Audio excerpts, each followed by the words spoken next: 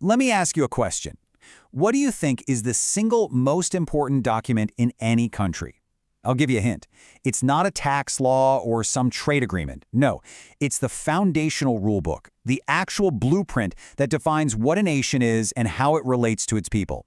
And today, we're diving into one of the most significant rulebooks of our time. That blueprint is, of course, a constitution. You can think of it as the ultimate source code for a country.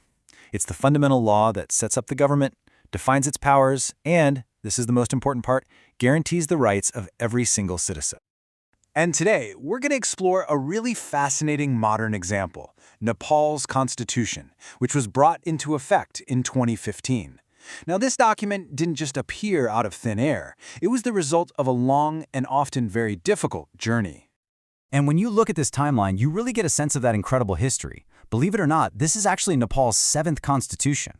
You can see this long line of attempts, stretching back decades, to create a stable framework for the nation. But the Constitution of 2072, that's in the Nepali calendar, or 2015 for the rest of us, is totally different.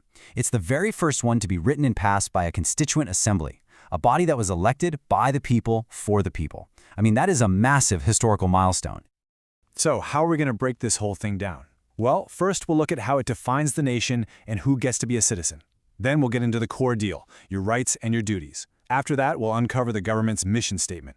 Then we'll untangle how power is actually divided up in Nepal's new federal structure. And finally, we'll wrap up by talking about why this blueprint is so incredibly important for Nepal's future. All right, let's start with the absolute foundation. What's laid out in parts 1 and 2? Who is Nepal, and who are the Nepalese people? Okay, wow, that one sentence from Article 4 is absolutely packed with meaning, right? Federal, democratic, republican. That signals a monumental shift to a system with multiple levels of government run by elected representatives and, for the first time, without a monarch. And words like secular and inclusive, well, those are promises of a state that protects all religions and works to bring every community into the fold. It's a really powerful statement of what the country aims to be. And this right here perfectly illustrates that idea of unity in diversity.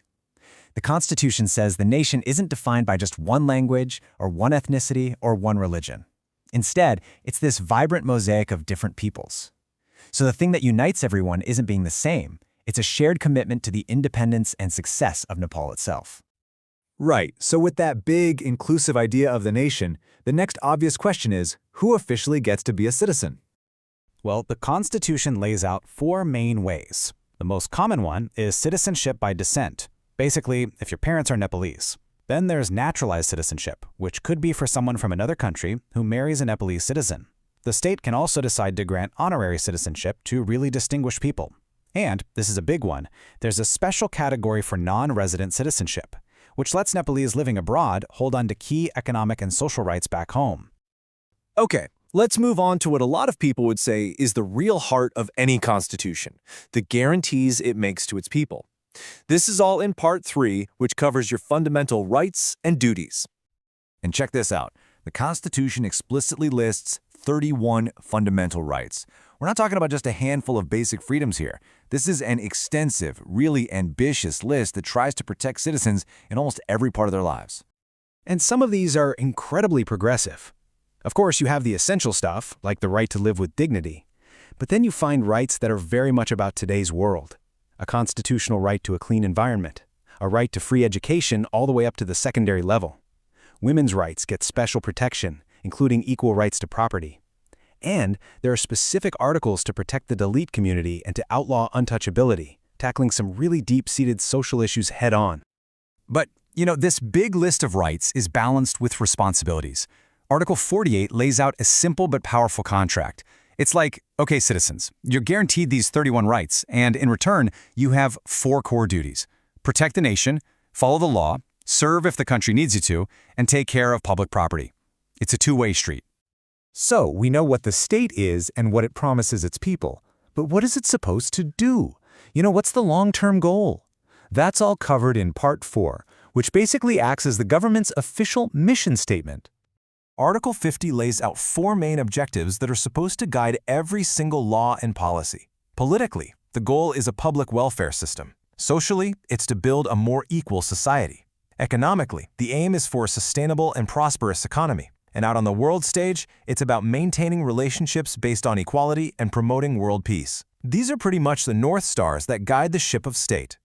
Now for the architecture. How is the government actually built to make all these ambitious goals happen? Part 5 and the schedules that go with it get into the nitty-gritty of the state structure, and, most importantly, how its power is divided. This is the big one, seriously. For a country with such a long history of a centralized monarchy, Article 56 is absolutely revolutionary. It creates a 3-tier federal system. Power isn't all stuck in the capital anymore. It's explicitly divided between the federal, state, and local governments. The whole idea is to bring governance much, much closer to the people. So who gets to do what? Well, the schedules spell it all out pretty clearly. The federal government gets 35 areas of exclusive power. You know, the big picture stuff like national defense and foreign policy. The 7 states get 21 exclusive powers, like managing state-level police. And the local levels have 22, covering things like running community schools and local markets. But, and this is super important, it's not all neatly separated into different boxes. Some of the most critical areas involve shared or concurrent powers. For instance, things like education and health fall under the authority of all 3 levels of government. This means the federal, state, and local governments all have to cooperate and work together to deliver for citizens. It's a complex system that is literally built on coordination. So, we've gone through the national identity, the rights of the people, the mission of the government, and the structure of power. Let's pull back and look at the big picture for a second. Why does this intricate blueprint actually matter? And really all of this detail, every single article, every right, every duty, it all serves the huge ambition that's laid out right at the very beginning. In the preamble, this entire Constitution is a tool. It's a framework that was meticulously designed to achieve one thing: sustainable peace, good governance, development, and prosperity for all Nepalis. So yeah, the Constitution provides the blueprint. It's an ambitious, detailed, and progressive plan for a modern nation. But, the blueprint is just a beginning.